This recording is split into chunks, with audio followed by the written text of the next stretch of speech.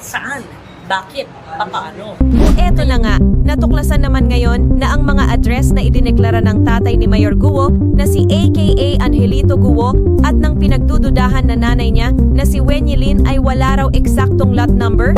At eto pa, mukhang mga bodega at warehouse lamang ito at hindi raw residential. Pinuna rin ng mga senador ang edad ni Lin na tila hindi makatotohanang siya ang nanay ni Guo base sa kanilang mga record. At alam nyo ba? Na walang malinaw na birth o marriage records ang mga magulang ni Guo na sina Angelito Guo at Amelia Leal. Ngunit hindi lang yan, nakita sa mga dokumento mula sa Senado na si Guo at ang sinasabing nanay niya na si Wenyi Lin ay magkasosyo sa 7 negosyo.